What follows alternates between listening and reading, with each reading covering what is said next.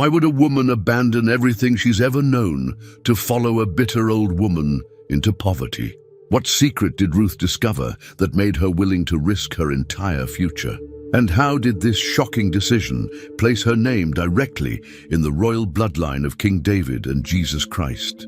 Here's what they never told you about Ruth. She wasn't supposed to matter. She was a Moabite, an enemy of Israel. She was a widow with no children, no money, no status. By every rule of her time, she should have disappeared into history without a trace. Instead, she became one of only 5 women mentioned in Jesus' genealogy. But here's the mystery. What really happened in those barley fields? Why did the wealthiest man in Bethlehem risk everything to marry a foreign widow? And what was the secret behind the midnight encounter at the threshing floor that changed both their lives forever? The book of Ruth holds secrets that will shock you. This isn't just a love story. It's a masterpiece of divine strategy hidden in plain sight. Get ready to uncover the truth about the woman who rewrote her own destiny and changed the course of biblical history. The story begins in the days when judges ruled Israel, a time filled with chaos and uncertainty. But nothing could prepare one family for what was coming. As Ruth chapter 1 verse 1 tells us, in the days when the judges ruled, there was a famine in the land. This wasn't just any ordinary dry season. This was a crushing famine that stripped the land bare and brought people to their knees. Picture Bethlehem, whose very name means house of bread, now empty of the very thing it was known for.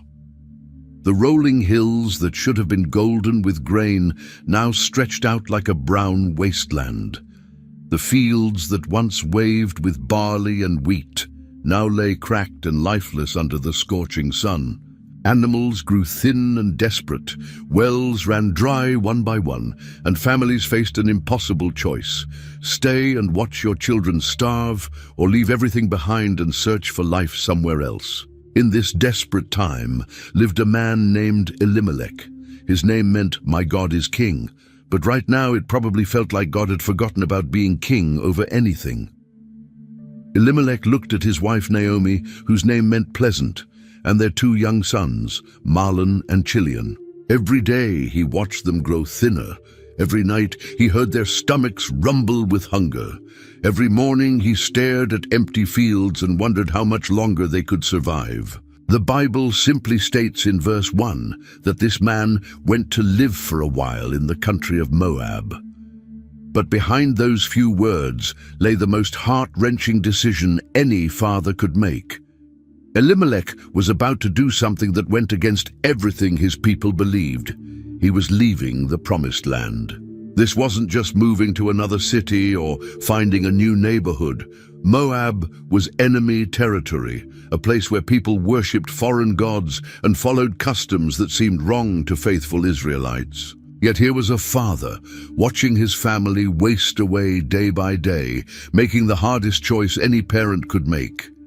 He packed up his entire life, gathered his precious family, and walked away from everything they knew and loved. They were trading their heritage for hope, their homeland for a chance at survival. Behind them lay generations of family history. Ahead lay the unknown, guided only by the desperate prayer that somehow, somewhere, they could find life in a land that felt like death to their faith and traditions. The family finally settled in Moab, slowly trying to build a new life in this strange and foreign place. For a while, it actually seemed like Elimelech's incredibly difficult decision had been the right one. They found food on their table again. They had a roof over their heads. The boys started to grow strong and healthy once more. Hope began to creep back into their hearts, and maybe, just maybe, they began to believe that their temporary visit might actually save their family. But then something happened that no one saw coming, something that would shatter their world completely. As Ruth 1:3 quietly and devastatingly reveals, now Elimelech, Naomi's husband, died, and she was left with her 2 sons. Just like that, in a single sentence that hits like a punch to the stomach, everything changed forever. The man who had risked absolutely everything to save his family, was gone, leaving Naomi alone and confused in a foreign land with two young men who suddenly had to become the heads of the household. Imagine Naomi's world crashing down around her like a house of cards. One moment, she was a wife with a husband to protect and provide for her, and the next moment, she was a widow in Moab. She had no husband to lean on, no extended family nearby to help her through this tragedy, and two sons who needed to figure out how to become men very quickly. The very person who had brought them to safety, who had made the brave choice to save them all, was no longer there to guide them through what came next. But life had to go on, even when it felt impossible. Grief doesn't stop the need for food and shelter. The two sons, Mahlon and Chilion, had to grow up fast and learn how to take care of themselves and their mother. And as time passed and they became young men, they did what young men throughout history have always done. They fell in love. Verse 4 tells us something that would have shocked everyone back in Bethlehem. They married Moabite women, one named Orpah and the other Ruth. These weren't just any ordinary marriages. These were marriages that crossed every cultural, religious, and social line that existed in their world. In a time when people almost never married outside their own tribe, when mixing with foreign nations was seen as dangerous and wrong, these young men chose love over tradition, hearts over heritage. For Naomi, watching her sons fall in love and get married must have brought the most complicated mix of emotions. On one hand, she felt joy watching her boys find happiness and companionship. On the other hand, she felt the bitter realization that her family line was now forever tied to this foreign land and these foreign customs. What had started as a temporary stay to escape famine had become something permanent and irreversible. There was no going back to the way things used to be, no returning to the simple life they had once known in Bethlehem. 10 long years passed, like pages slowly turning in the book of their lives. 10 years of learning new customs and trying to fit into a culture that wasn't their own. 10 years of speaking a new language and building relationships in this Moabite community. 10 years of Naomi watching her daughters-in-law grow from young brides into mature women, and perhaps slowly beginning to feel at home in this place she had once seen as nothing more than temporary exile. Ruth and Orpah brought something precious back into the household, life and laughter, and the sound of women's voices filling rooms that had been too quiet for too long. They learned Naomi's ways and listened to her stories about her homeland. They heard about the God of Israel and the customs of her people. Slowly, carefully, they became not just daughters-in-law, but the daughters Naomi had never had. For a decade, it actually seemed like this little family had found their happy ending after all the early tragedy and heartbreak.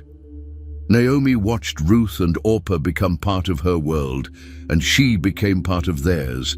They taught each other recipes and shared secrets. They celebrated holidays and mourned losses together. They built the kind of deep, trusting relationship that can only come from years of daily life shared side by side.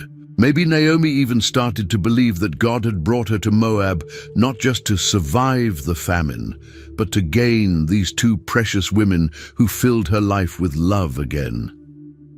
But then, just when life seemed stable and secure, just when they had all learned to be happy again, tragedy struck with a force that left them all reeling. As Ruth 1:5 records with devastating simplicity, both Mahlon and Chilion also died, and Naomi was left without her two sons and her husband. In one crushing, incomprehensible blow, death visited their house again, and this time it took both of Naomi's beloved sons. Picture this heartbreaking scene. 3 women, all widows now, sitting in a house that suddenly felt enormous and empty and far too quiet. No more male voices calling from the doorway. No more laughter echoing from the fields where the men used to work.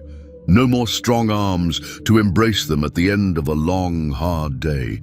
Just silence and the overwhelming weight of loss pressing down on their shoulders like a burden too heavy to carry. Naomi stared at the two young women who had been her comfort and joy for 10 years. They were still young enough to start completely over, still beautiful enough to attract new husbands, still strong enough to build brand new lives from scratch. But what about her? At her age, in this foreign land, with no sons left to care for her in her old age, what possible future could she have? What hope could there be for an old widow with nothing left to offer the world? The three women clung to each other in their grief, but each was also wrestling with her own private fears about what came next. The future had never looked more uncertain or more frightening. Days turned into weeks as the three women tried to figure out what they were supposed to do now. How do you rebuild a life when everything you've built has been torn down? How do you make plans when you have no idea what tomorrow might bring?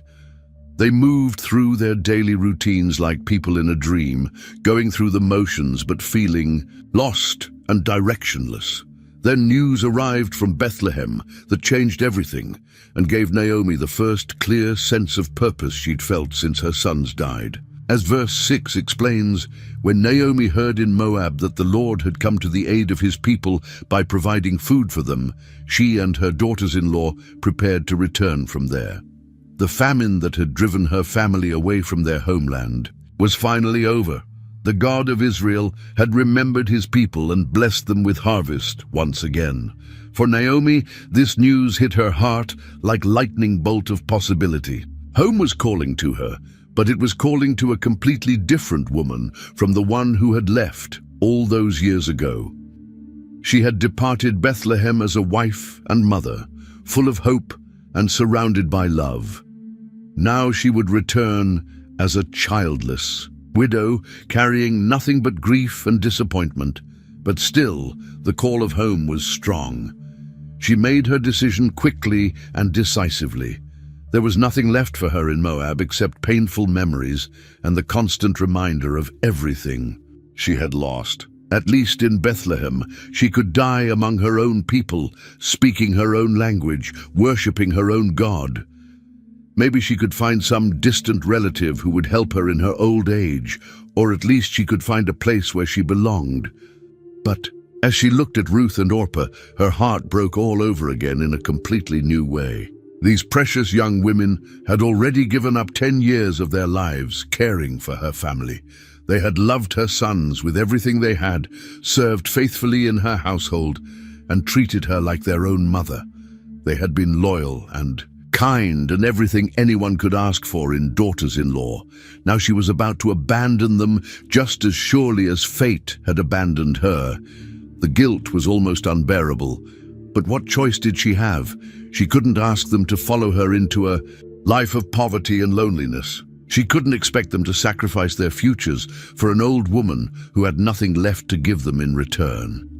Naomi began to pack her few belongings, her movements slow and deliberate and heavy with sorrow. Every item she folded reminded her of someone she had lost. A piece of cloth her husband had bought, a dish her sons had eaten from, a small treasure that held memories of happier times. But with each piece of clothing, each small keepsake, she was also packing away a decade of love and joy, building walls around her heart to protect herself from any more disappointment.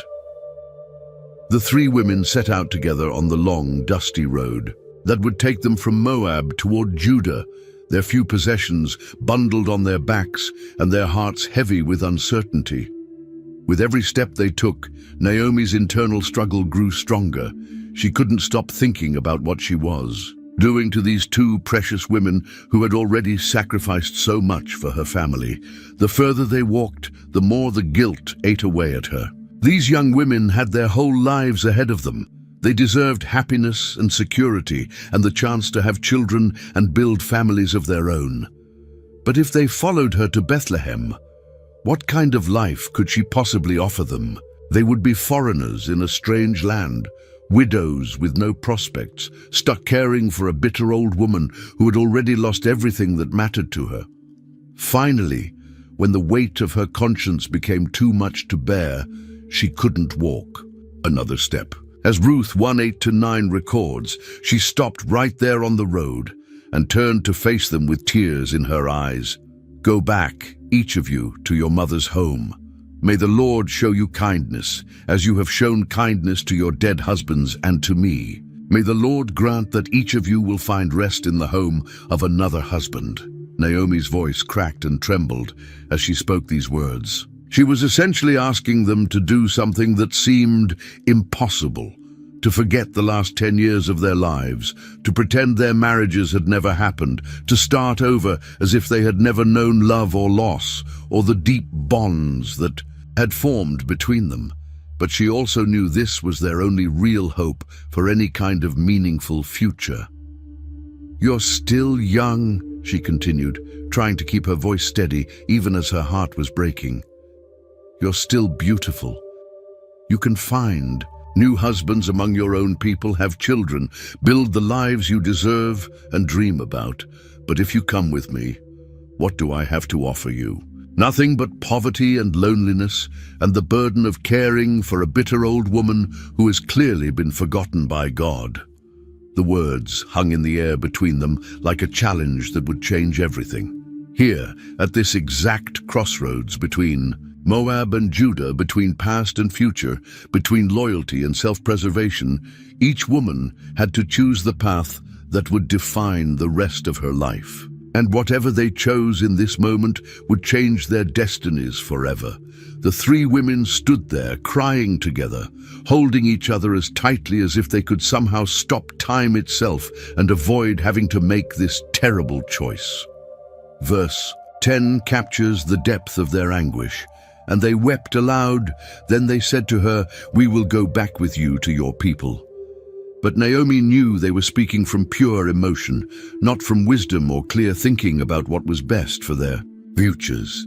She knew she had to be stronger than her feelings, had to love them enough to let them go. So she pressed harder, painting an even bleaker and more honest picture of what following her would really mean.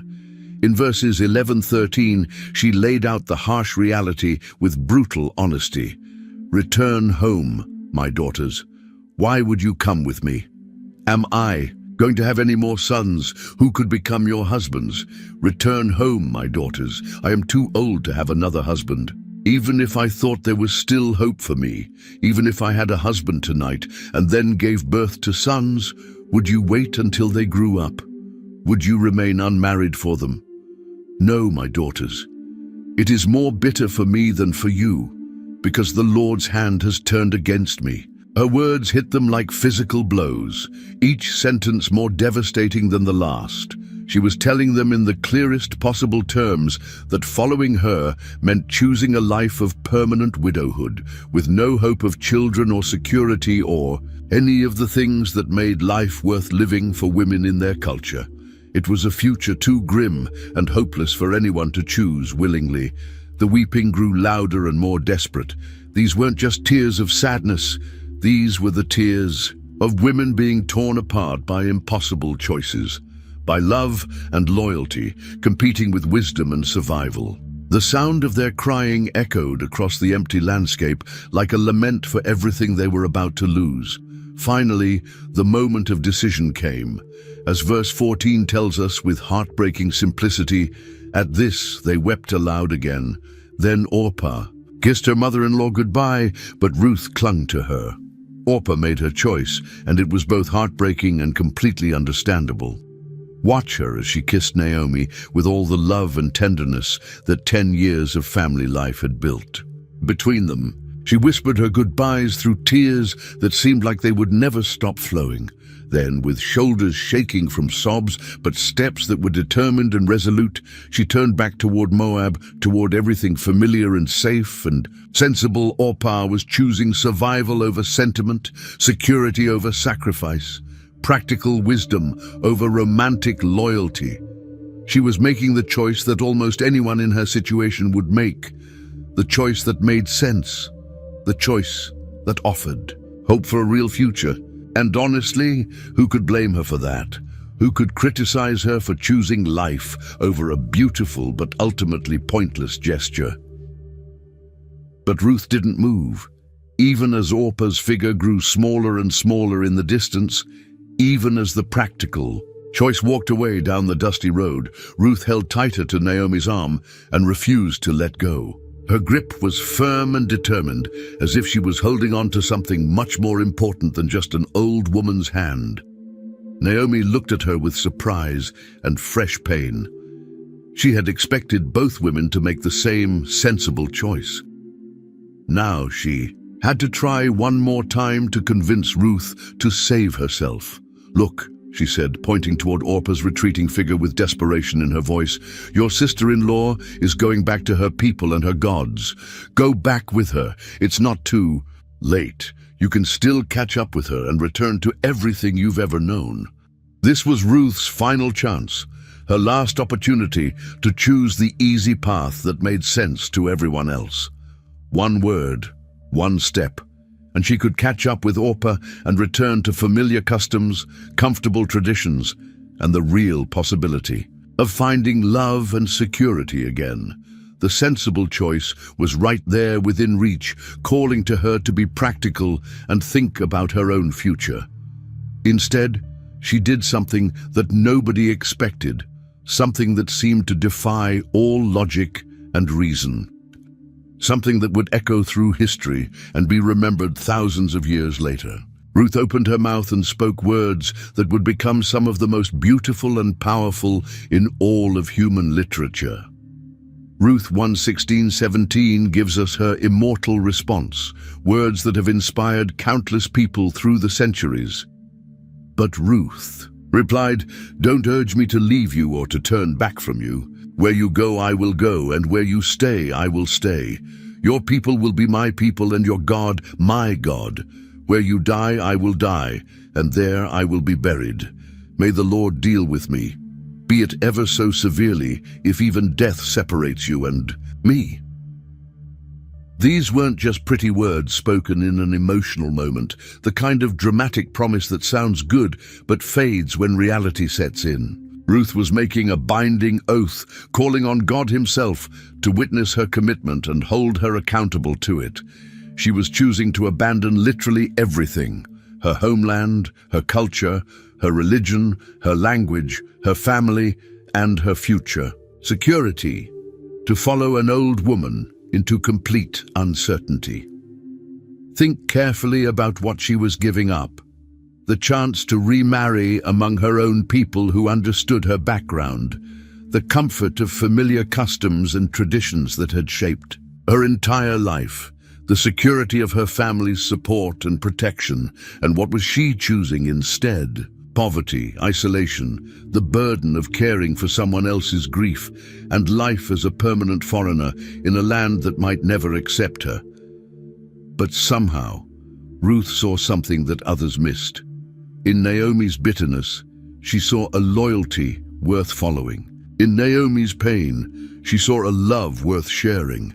And in following Naomi's God, she saw a truth worth any sacrifice, no matter how costly it might be.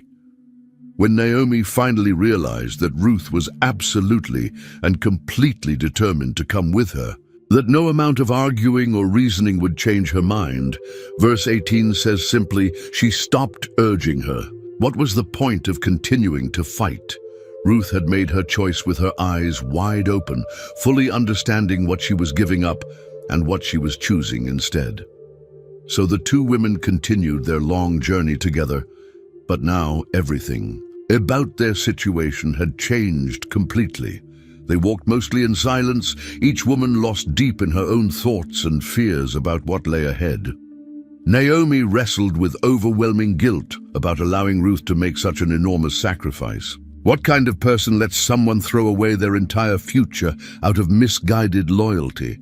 Ruth probably spent those quiet miles wondering what kind of life awaited her in a land where she would be forever marked as an outsider, someone who didn't belong, someone whose very presence reminded people of Israel's enemies. Would anyone accept her? Would she ever feel at home? Had she just made the biggest mistake of her life? The miles passed slowly and painfully under the hot sun until finally, after what felt like forever, They crested a hill and saw it spread out below them. Bethlehem, Naomi's hometown, the place she had left so full of hope all those years ago. Naomi's heart should have leapt with joy at seeing her birthplace again, at recognizing familiar streets and houses and landmarks from her childhood. Instead, she felt nothing but a deep, aching emptiness. She had left this place full, with a husband who loved her, 2 sons who needed her, and boundless hope for the future they would build together. Now she was returning with nothing but a foreign daughter-in-law and a heart so full of pain that it felt like it might burst from the weight of it all. As they entered the town, walking slowly down streets that held 1,000 memories, Ruth 1:19 tells us, "So the 2 women went on until they came to Bethlehem. When they arrived in Bethlehem, the whole town was stirred because of them, and the women exclaimed, 'Can this be Naomi?' The townspeople barely recognized her. 10 years of exile and immeasurable sorrow had changed her so much that she looked like a completely different person. But Naomi's response in verses 20 to 21 revealed just how deep her transformation and pain really ran. "Don't call me Naomi," she told them with a voice full of bitterness. "Call me Mara, because the Almighty has made my life very bitter. I went away full, but the Lord has brought me back empty. Why call me Naomi? The Lord has afflicted me. The Almighty has brought misfortune upon me." She wanted her very name changed, from pleasant to bitter. This wasn't just grief talking or temporary sadness that would fade with time. This was a woman making a public declaration that her old self, the happy woman they remembered, had died in Moab along with her husband and sons. The woman standing before them now was someone entirely different, someone permanently marked and changed by loss. And so, as verse 22 brings this first chapter to its conclusion, Naomi returned from Moab, accompanied by Ruth the Moabite, her daughter-in-law, arriving in Bethlehem as the barley harvest was beginning. 2 women, both carrying invisible wounds that would take time to heal, stepped together into an uncertain future just as the fields around them were bursting back to life with the promise of new grain and fresh hope. The morning sun was barely peeking over the horizon when Ruth made a decision that would change everything. She and Naomi had been back in Bethlehem for only a short time, but already the reality of their situation was becoming crystal clear. They had no money, no food, and no way to support themselves. 2 widows with empty stomachs and an empty house. Something had to be done, and it had to be done quickly. Ruth looked at Naomi, who seemed lost in her own world of bitterness and grief. The older woman barely spoke anymore, barely moved from her corner except when absolutely necessary. If anything was going to happen to save them from starvation, Ruth knew it would have to come from her own hands and her own courage. As Ruth chapter 2 verse 2 records, "And Ruth the Moabite said to Naomi, 'Let me go to the fields and pick up the leftover grain behind anyone in whose eyes I find favor.'" These simple words represented something much bigger than they seemed. Ruth was volunteering to do something that would have been difficult for any woman, but for her it was especially risky and potentially dangerous. Think about what she was really suggesting. Gleaning was the practice of following behind the harvesters and picking up whatever grain they dropped or left behind. It was back-breaking work under the hot sun, and it was typically done by the poorest of the poor, people who had absolutely no other options. But more than that, Ruth was a foreigner, a Moabite woman, in a land where Moabites were considered enemies. She would be working in fields full of strange men who might not be kind to an outsider. She might face rejection, insults, or even physical harm. Some landowners might chase her away without letting her gather even a handful of grain. Others might allow their workers to treat her badly just because of where she came from. But Ruth had made up her mind. As the verse continues, Naomi simply replied, "Go ahead, my daughter." There was no excitement in Naomi's voice, no encouragement or blessing, just a tired acceptance of what seemed like their only choice. Ruth was going to risk her safety and dignity to put food on their table, and there was nothing else to say about it. So Ruth prepared herself for a day that would test every ounce of courage she possessed. She would walk into those fields as a complete stranger, hoping to find someone willing to show kindness to a Moabite widow. She had no idea that this brave decision was about to set in motion events that would change not just her own life, but the entire course of biblical history. Ruth stepped out into the morning light, her heart pounding with nervousness and determination. Bethlehem's fields stretched out before her in every direction, some already busy with workers swinging their sickles through the grain, others still quiet in the early morning calm. She had to make a choice. But which field should she try first? Ruth 2:3 tells us, "So she went out, entered a field, and began to glean behind the harvesters." As it turned out, she was working in a field belonging to Boaz, who was from the clan of Elimelech. The Bible uses that fascinating phrase, "as it turned out," as if Ruth just happened to wander into this particular field by pure chance. But was it really chance?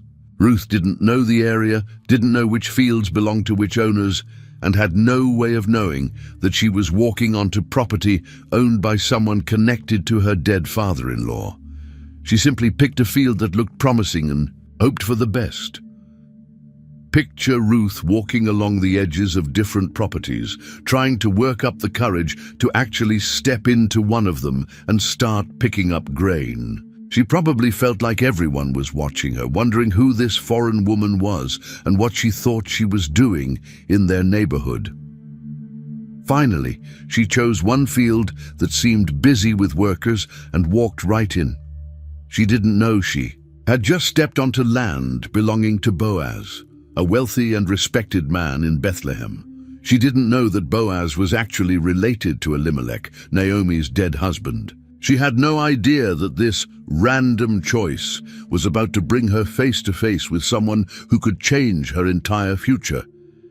Ruth simply bent down and started picking up grain that the harvesters had dropped or missed. Handful by handful, she began filling her container, working under the hot sun with the kind of determination that comes from knowing your life depends on it. She was focused completely on the task at hand, unaware that divine providence was orchestrating every step she took. What seemed like coincidence was actually God's invisible hand guiding her feet to exactly the right place at exactly the right time. But Ruth didn't know any of that yet. All she knew was that she had found a field where the workers weren't chasing her away, and she was going to work as hard as she could for as long as they would let her.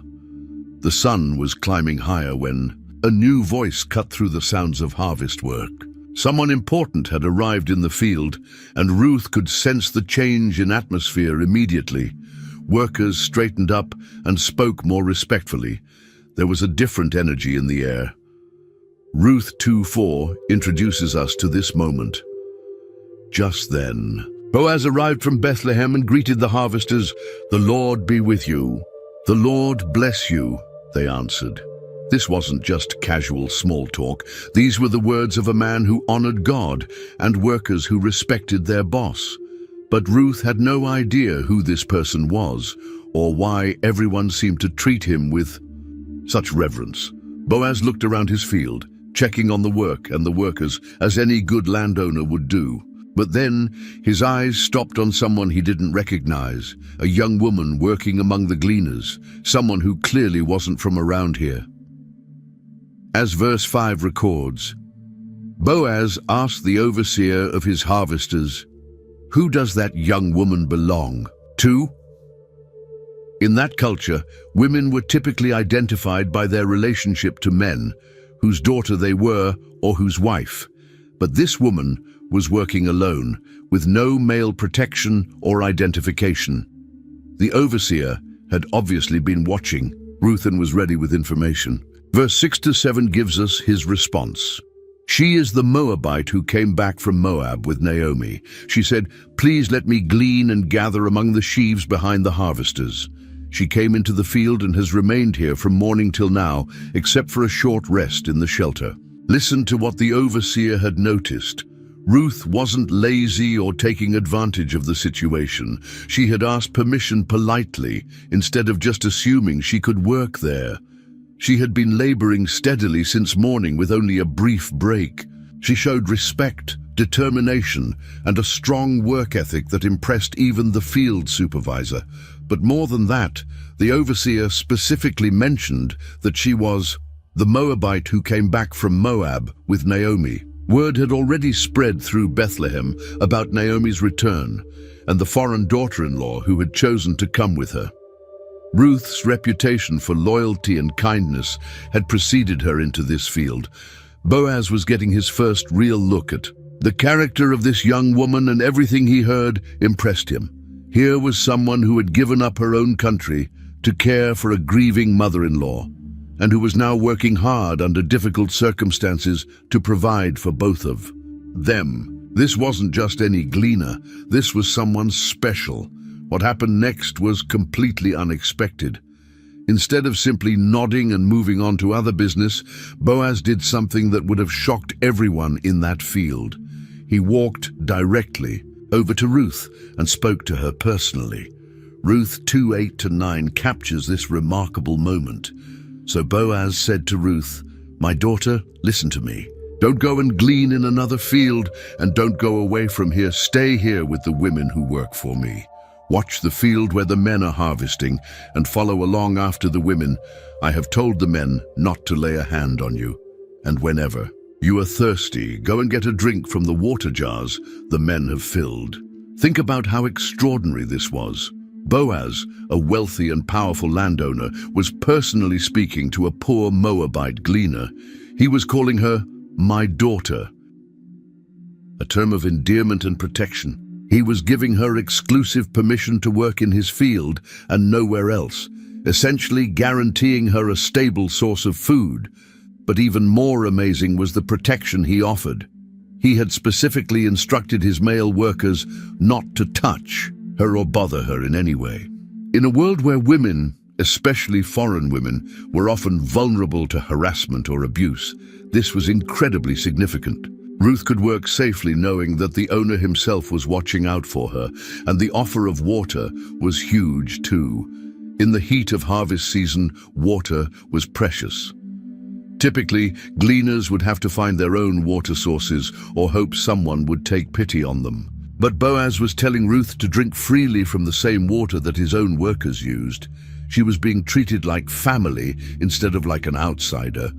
Ruth's response shows how overwhelmed she was by this kindness. Verse 10 tells us, "At this, she bowed down with her face to the ground. She asked him, 'Why have I found such favor in your eyes that you notice me, a foreigner?' More, she literally threw herself to the ground in gratitude and amazement.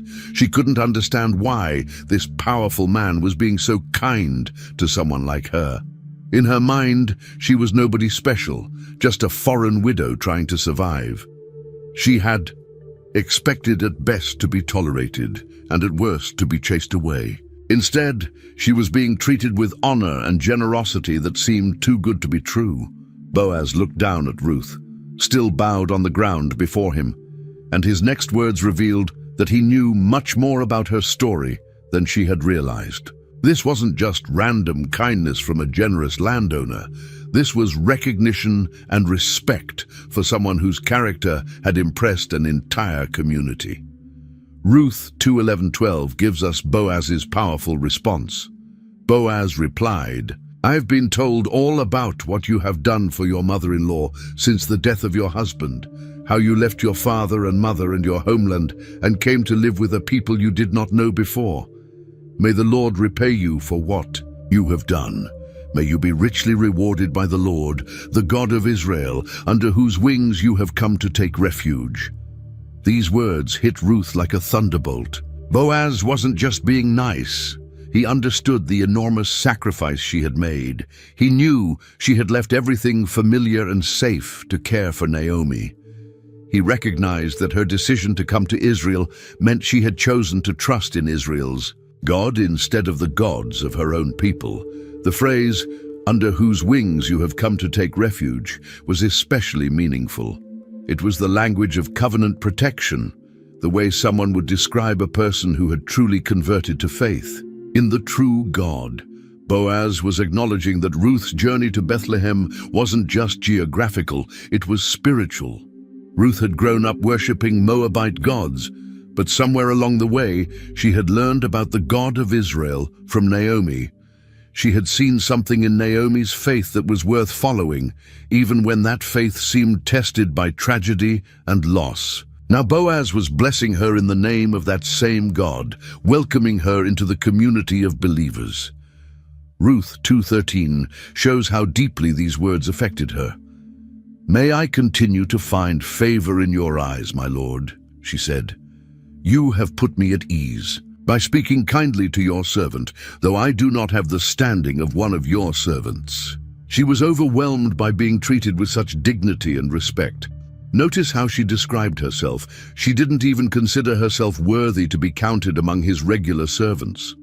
She was a foreign gleaner, someone on the very bottom of the social ladder. Yet Boaz was treating her like someone precious and valuable, someone whose faithfulness deserved recognition and reward. For the first time since arriving in Bethlehem, Ruth felt truly welcomed and accepted. This wasn't just about food anymore. This was about belonging, about being seen and valued for who she really was. When lunchtime came, something happened that Ruth had never dared to dream about. Instead of sitting alone on the edges of the field with whatever meager food she might have brought, she found herself receiving an invitation that changed everything. Ruth 2:14 records this amazing moment. At mealtime, Boaz said to her, "Come, over here, have some bread and dip it in the wine vinegar." This wasn't just politeness. Boaz was inviting Ruth to share a meal with him personally. A wealthy landowner was asking a poor Moabite gleaner to eat at his table. The verse continues.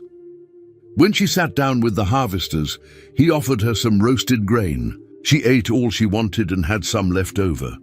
Picture this scene. Ruth, who had probably gone to bed hungry many nights recently, now sitting with the workers and eating until she was completely satisfied.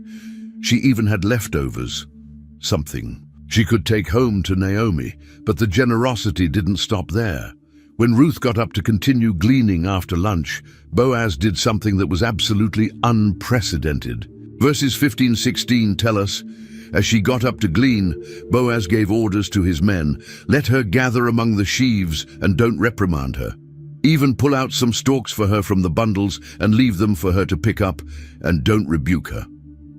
This was extraordinary beyond words. Normally, gleaners were only allowed to pick up grain that had accidentally fallen to the ground.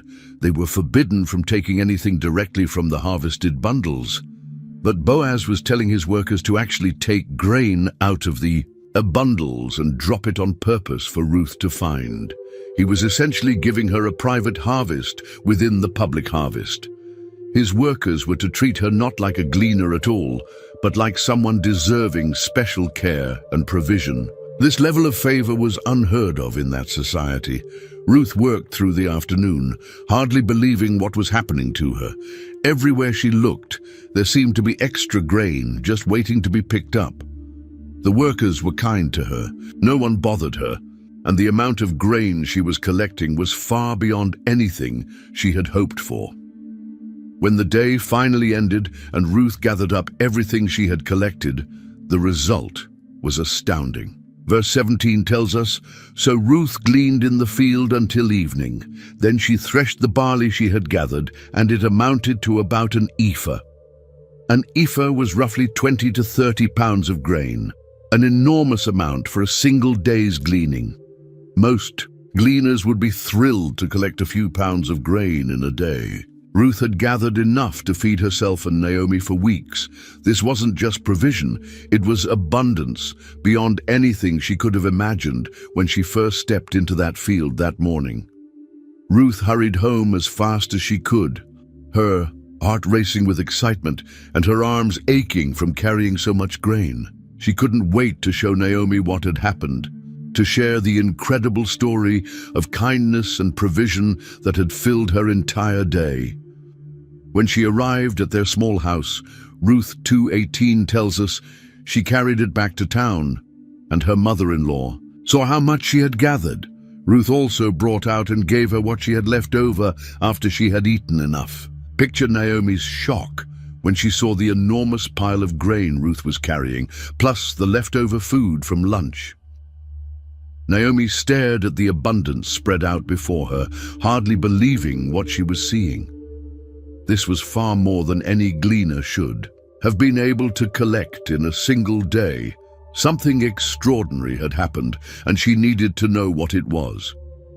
As verse 19 records, her mother-in-law asked her, "Where did you glean today? Where did you work? Blessed be the man who took notice of you." Then Ruth told her mother-in-law about the one at whose place she had worked. "The name of the man I worked with today is Boaz," she said. The moment Ruth spoke that name, everything changed. Naomi's eyes went wide, and for the first time since they had arrived in Bethlehem, something like hope flickered across her face. Boaz wasn't just any landowner, he was family. Ruth 2:20 captures Naomi's amazing reaction. "The Lord bless him," Naomi said to her daughter-in-law. "He has not stopped showing his kindness to the living and the dead." She added, "That man is our close relative. He is one of our kinsman redeemers." This was the first time since arriving in Bethlehem that Naomi had spoken a blessing instead of bitterness. The woman who had asked to be called Mara because of how bitter her life had become was suddenly talking about God's kindness again. The abundance Ruth had brought home was opening Naomi's eyes to the possibility that maybe, just maybe, God hadn't abandoned them after all. The term kinsman redeemer was crucial. In their culture, a kinsman redeemer was a male relative who had the responsibility and right to help restore a family's fortunes. He could buy back property that had been sold due to poverty, he could marry a widow to continue the family line, and he could provide protection and support for relatives in need. Naomi realized that this wasn't just a lucky encounter with a generous stranger. This was a divine appointment with someone who could actually change their circumstances permanently. God had guided Ruth's steps to exactly the right field, to exactly the right person, at exactly the right time. Ruth listened to Naomi's explanation about kinsman redeemers with growing wonder, but she also knew that one day of favor didn't guarantee anything permanent. She would need to prove herself consistently and build trust over time if anything significant was going to develop from this amazing beginning. Ruth 2:21 tells us more about what Boaz had told her. Then Ruth the Moabite said, "He even said to me, 'Stay with my workers until they finish harvesting all my grain.'" Boaz hadn't just been kind for one day. He had essentially offered Ruth a job that would last through both the barley and wheat harvests. This was incredible security for someone in Ruth's position. Instead of having to search for new fields every day, wondering if she would be welcome or safe, she now had a guaranteed place to work with guaranteed protection. She could focus on doing her best work instead of worrying about where her next meal would come from. Naomi's response in verse 22 shows how wise she was about the situation. "It will be good for you, my daughter, to go with the women who work for him, because in someone else's field you might be harmed." Naomi understood the dangers Ruth had been facing and how precious this protection really was. So Ruth settled into a daily rhythm that would define the next several weeks of her life. Every morning, she would join Boaz's female workers and head out to the fields. Every day, she would work steadily and faithfully, gleaning grain while staying close to the other women for safety and companionship. Day after day, She proved herself to be reliable, hard-working, and respectful. She didn't take advantage of Boaz's kindness or become lazy because she knew she was protected. Instead, she worked even harder, grateful for the opportunity and determined to deserve the trust that had been placed in her. The other workers began to accept her as one of their own. Word of her character and faithfulness spread throughout the community. She was no longer just the Moabite woman. She was becoming Ruth, Naomi's daughter-in-law, the one who works in Boaz's field. Ruth 2:23 concludes this chapter with a simple statement that represents so much more than it appears to say. So Ruth stayed close to the women of Boaz to glean until the barley and wheat harvests were finished, and she lived with her mother-in-law. This wasn't just about the work, it was about belonging, building relationships, and proving day after day that she was someone who could be trusted and valued. Through weeks of faithful work, Ruth was establishing herself as a permanent part of the community while providing steady support for herself and Naomi. She had no idea that someone was watching her faithfulness very carefully, and that all of this consistent character building was preparing her for a conversation that would change everything. The harvest season was finally over, and with it came a time of quiet that gave Naomi space to think.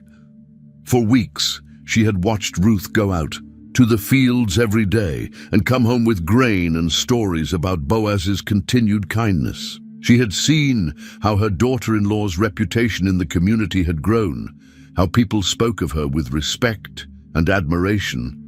But now the harvest was finished, and Ruth would no longer have a reason to be in Boaz's fields every day. The daily contact that had been building something special between them was about to end. If anything was going to happen, it had to happen now, before the opportunity slipped away forever. Naomi looked at Ruth and realized that for the first time in years, she actually had something resembling hope. This young woman had given up everything for her, had worked tirelessly to provide for them both, and had won the favor of the most respected man in Bethlehem. Maybe it was time to stop accepting whatever scraps life offered and start fighting for something better. As Ruth chapter 3 verse 1 tells us, one day Ruth's mother-in-law Naomi said to her, "My daughter, I must find a home for you, where you will be well provided for." The word Naomi used for home carried deep meaning. It meant security, protection, a place where Ruth would truly belong and be cared for permanently. This wasn't just about finding Ruth a husband. This was about securing her future, giving her the kind of life she deserved after all her loyalty and sacrifice. Naomi had been thinking strategically about how to make this happen, and she had come up with a plan that was both bold and risky. Now, Boaz, with whose women you have worked, is a relative of ours, Naomi continued in verse 2. Tonight, he will be winnowing barley on the threshing floor. This wasn't casual conversation. Naomi was setting the stage for something significant. She knew that Boaz would be working late into the night, separating the grain from the chaff, and she knew this created a unique opportunity. Naomi was about to suggest something that would require tremendous courage from Ruth. She was going to ask her daughter-in-law to put everything on the line in one bold move that could either secure their future or destroy Ruth's reputation forever. But she had watched Boaz's behavior carefully, had seen the way he looked at Ruth and treated her with special kindness. She believed the risk was worth taking. The older woman took a deep breath and prepared to share a plan that would test Ruth's trust in her completely. Naomi's plan was unlike anything Ruth had ever heard before, and it required the kind of courage that could only come from complete trust. The instructions were specific and detailed, and they would put Ruth in an incredibly vulnerable position. Ruth 3:3-4 records Naomi's careful guidance. Wash, put on perfume, and get dressed in your best clothes. Then go down to the threshing floor. But don't let him know you are there until he has finished eating and drinking. When he lies down, note the place where he is lying. Then go and uncover his feet and lie down. He will tell you what to do." This wasn't just advice. This was a cultural ritual that carried deep significance. By washing and anointing herself with perfume, Ruth would be preparing herself like a bride. By waiting until Boaz had finished his meal and was settling down, for the night she would be approaching him at his most relaxed and content moment. And by uncovering his feet and lying down, she would be making a request that went far beyond words. In their culture, this action was a way of asking a man to spread his garment over her, a symbolic request for marriage and protection. It was the woman's way of saying, "Will you be my covering? Will you take responsibility for me?" But it was also incredibly risky, because if the man rejected her, she would be left in a position of complete humiliation. Ruth listened to these instructions with a heart that was probably pounding with fear and uncertainty. Everything about this plan went against her natural shyness and modesty. She would have to sneak onto the threshing floor in the dark, approach a sleeping man, and make herself completely vulnerable to whatever his response might be. But Ruth had learned to trust Naomi's wisdom, and she had seen Boaz's character over many weeks of working in his fields. If Naomi believed this was the right thing to do, Ruth was willing to risk everything on that belief. Ruth 3:5 gives us her simple but powerful response: "I will do whatever you say." No arguments, no questions, no demands for more explanation. Ruth was going to place her future entirely in God's hands and trust that somehow this bold plan would lead to something good. As darkness fell over Bethlehem, Ruth began preparing herself for the most important night of her life. She washed carefully, applied precious perfume that she had probably been saving for a special occasion, and put on her best clothing. With every step of preparation, she was moving closer to a moment that would change everything forever. The threshing floor was quiet now, except for the gentle sound of the night breeze rustling through the piles of grain. Boaz had finished his work for the day and had enjoyed his evening meal. The air was cool and pleasant, and he had settled down to sleep right there on the threshing floor, as was common during harvest time, to protect the valuable grain from theft. Ruth moved through the darkness like a shadow, her heart beating so loudly she was sure it would wake him. She had watched from a distance until she was certain Boaz was asleep, and now she approached the place where he lay. Everything about this moment felt surreal and terrifying, but she had come too far to turn back now. Following Naomi's instructions exactly, Ruth quietly uncovered Boaz's feet and then lay down at the foot of his sleeping area. Now, all she could do was wait and pray that when he woke up, he would understand what she was asking and respond with kindness rather than anger or rejection. The hours passed slowly. Ruth lay there in the darkness, barely daring to breathe, wondering if she had made a terrible mistake. Then sometime around midnight, something woke Boaz. Maybe it was the cool air on his uncovered feet, or maybe it was just the sense that someone was nearby. Ruth 3:8 captures this pivotal moment. In the middle of the night, something startled the man. He turned, and there was a woman lying at his feet. Imagine Boaz's surprise and confusion. He had gone to sleep alone, and now he was waking up to find a woman at his feet. In the darkness, he couldn't immediately tell who it was. "Who are you?" he asked, his voice probably a mixture of surprise and concern. Ruth's answer in verse 9 was both humble and bold. "I am your servant, Ruth," she said. "Spread the corner of your garment over me, since you are a guardian redeemer of our family." With those words, Ruth made her request clear. She was asking Boaz to marry her and take on the responsibility of caring for her and Naomi. She was putting her entire future in his hands and trusting him to respond with honor and kindness. Boaz's response in verses 10 to 11 reveals the kind of man he truly was. "The Lord bless you, my daughter," he replied. "This kindness is greater than that which you showed earlier. You have not run after the younger men, whether rich or poor. And now, my daughter, don't be afraid. I will do for you all you ask. All the people of my town know that you are a woman of noble character."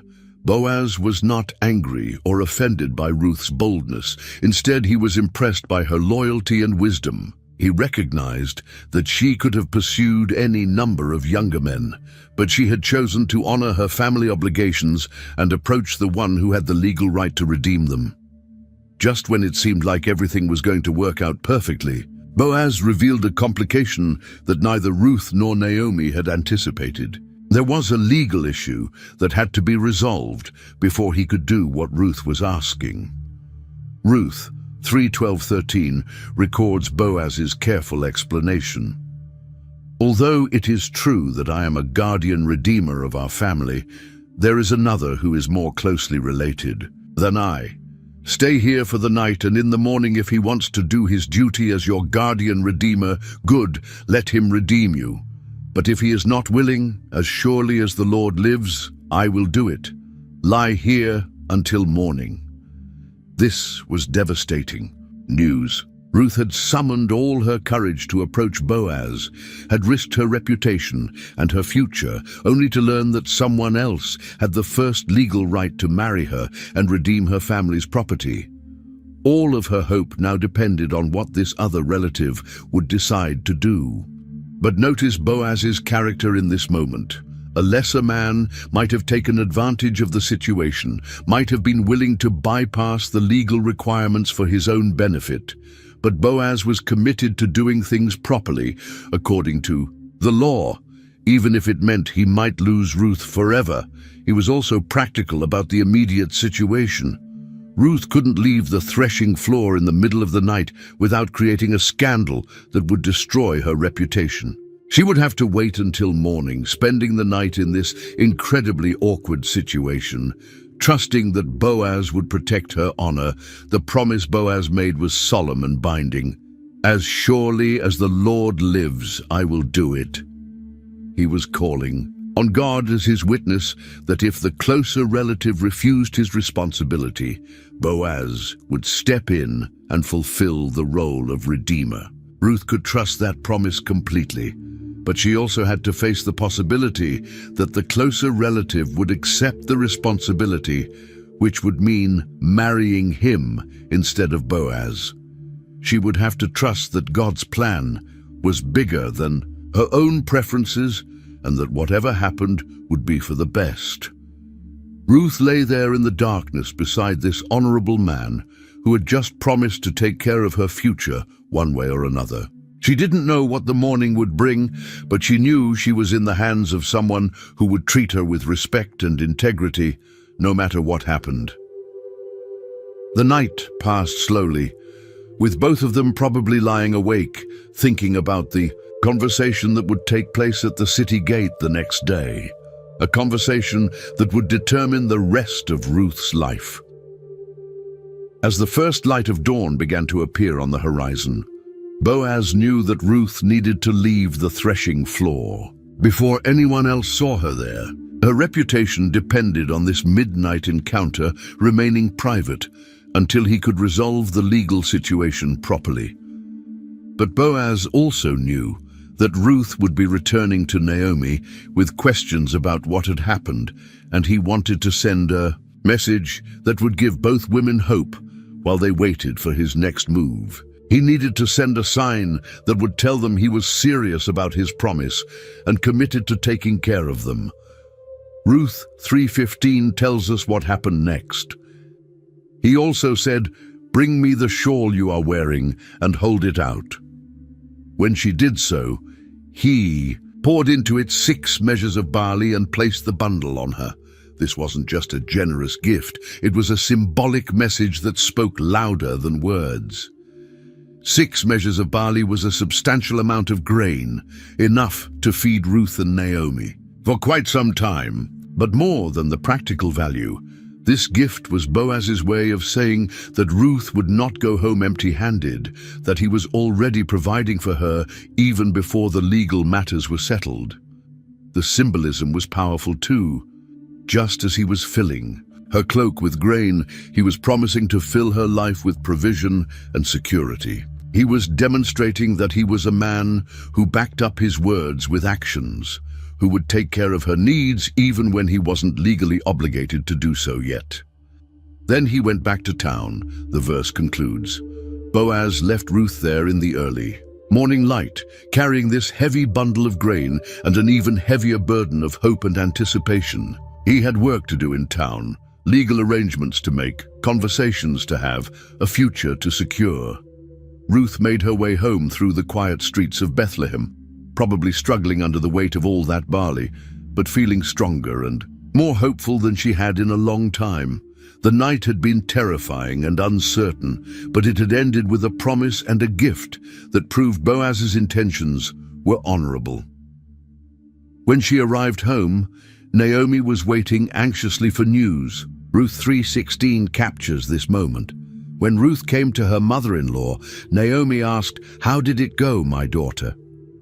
You can hear the tension and hope in that simple question. Ruth told her everything that had happened and then showed her the grain that Boaz had given her. Verse 17 records her words.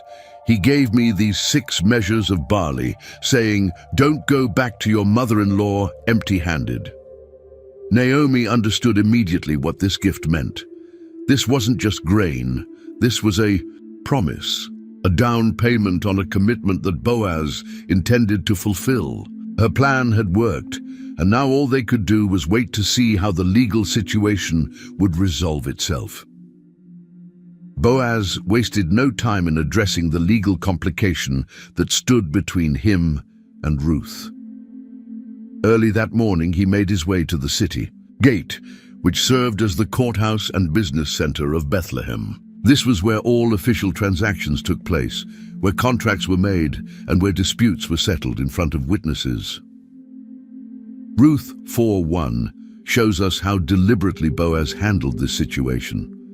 Meanwhile, Boaz went up to the town gate and sat down there. Just then, the family redeemer he had mentioned came along, so Boaz said, "Come over here, my friend, and sit down." So he went over and sat down.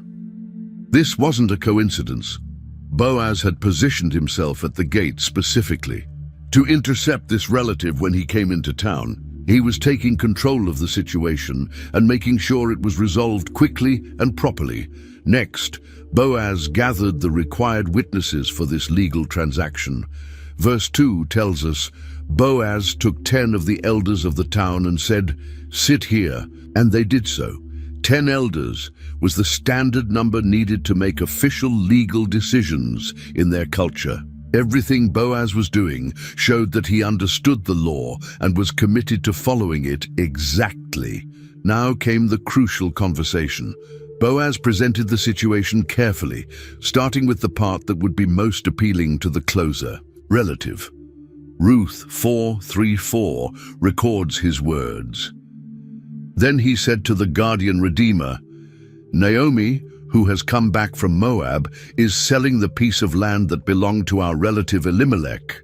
I thought I should bring the matter to your attention and suggest that you buy it in the presence of these seated here and in the presence of the elders of my people. If you will redeem it, do so. But if you will not, tell me, so I will know. For no one has the right to do it except you, and I am next in line." This was smart strategy on Boaz's part. He started by talking about the land, which represented a good business opportunity. Land was valuable, and redeeming it would add to the relatives' wealth and holdings.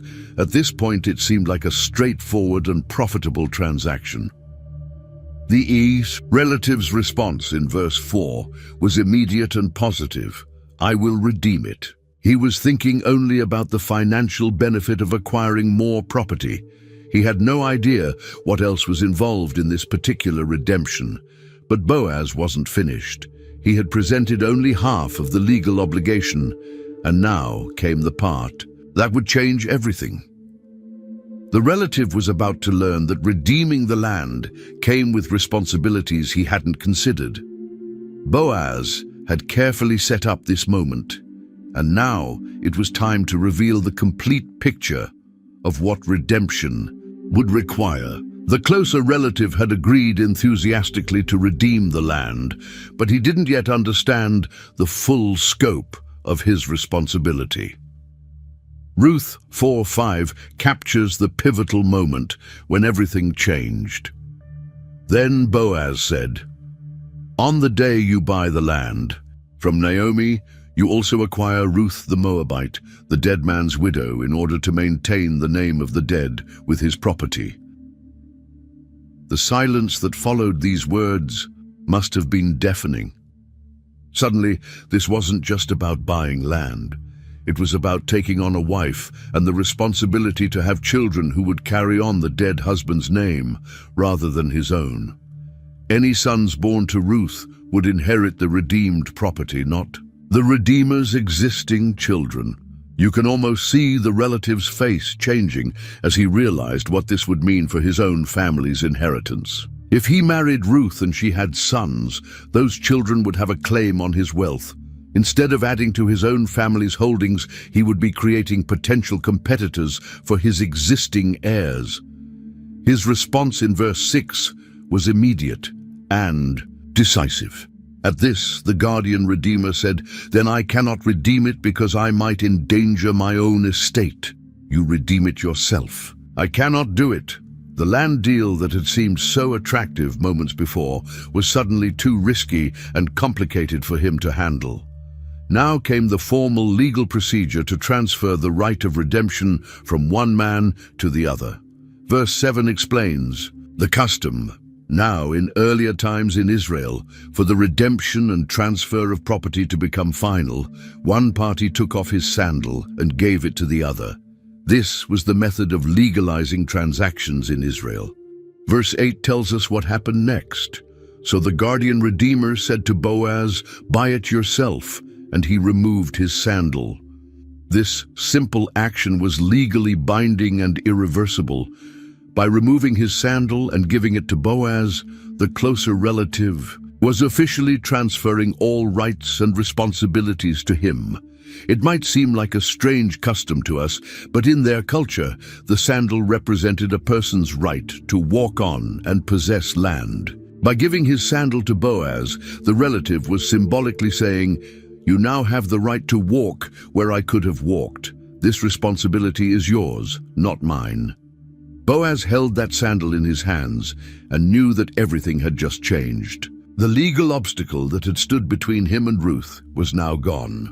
He was free to marry her, to redeem Naomi's property, and to restore their family line. What had seemed like a complication was actually becoming the path to everything he had hoped for. With the sandal exchange complete and the legal formalities finished, Boaz turned to the assembled elders and made a public declaration that would change 4 lives forever. This wasn't just a private conversation anymore. This was an official legal proceeding with binding consequences. Ruth 4:9-10 records Boaz's powerful announcement. Then Boaz announced to the elders and all the people, "Today you are witnesses that I have bought from Naomi all the property of Elimelech, Kilion, and Mahlon. I have also acquired Ruth the Moabite, Mahlon's widow, as my wife, in order to maintain the name of the dead with his property, so that his name will not disappear from among his family or from his hometown. Today you are witnesses." These words sealed Ruth's future and restored her place in the community. She was no longer just a foreign widow struggling to survive. She was about to become the wife of one of Bethlehem's most respected men. The property that Naomi had lost would be redeemed and restored to their family line. The response from the witnesses was immediate and enthusiastic. Verses 11-12 capture their blessing. Then the elders and all the people at the gate said, "We are witnesses. May the Lord make the woman who is coming into your home like Rachel and Leah, who together built up the family of Israel. May you have standing in Ephrathah and be famous in Bethlehem. Through the offspring the Lord gives you by this young woman, may your family be like that of Perez, whom Tamar bore to Judah. This blessing was remarkable because it placed Ruth among the great matriarchs of Israel. Rachel and Leah were the wives of Jacob, who became the mothers of the 12 tribes. Tamar was another foreign woman who had married into the line of Judah. The elders were prophesying that Ruth's children would be significant in Israel's history. So Boaz married Ruth, and their happiness was complete when verse 13 tells us, "So Boaz took Ruth, and she became his wife. When he made love to her, the Lord enabled her to conceive, and she gave birth to a son." The women of Bethlehem celebrated with Naomi as if the child were her own grandson. Ruth 4:14 and 15 records their joyful words. The women said to Naomi, "Praise be to the Lord, who this day has not left you without a guardian redeemer. May he become famous throughout Israel. He will renew your life and sustain you in your old age. For your daughter-in-law, who loves you and who is better to you than 7 sons, has given him birth." Naomi took the child and became his nurse, as verse 16 tells us. The bitter woman who had returned from Moab empty-handed was now filled with joy again, holding her grandson and surrounded by celebrating friends. The child was named Obed, and Ruth 4:17 gives us the genealogical significance. And they named him Obed. He was the father of Jesse, the father of David. Ruth's son would become the grandfather of Israel's greatest king. The book concludes with verses 18 to 22, tracing the family line from Perez through to David, showing how Ruth's faithfulness and love placed her directly in the royal lineage that would eventually lead to the Messiah. The Moabite widow, who had risked everything for love and loyalty, became one of the most honored women in biblical history. If this story has touched your heart, if you've discovered something new about this incredible woman of faith, I want to ask you to do 2 things. First, hit that subscribe button and join our community of people who are passionate about discovering the hidden treasures in God's Word. Every week, we're diving deep into biblical stories that will change the way you see Scripture forever. Second, share this video with someone who needs to hear Ruth's story today. Maybe it's a friend going through a difficult season, someone making a tough decision, or anyone who needs to be reminded that God is writing their story even when they can't see the bigger picture. Your share could be exactly what someone needs to hear today. The book of Ruth reminds us that no choice made in faith is ever wasted, no act of love ever goes unnoticed, and no story is too small for God to use in extraordinary ways. Thanks for joining me on this journey, and I'll see you in the next video.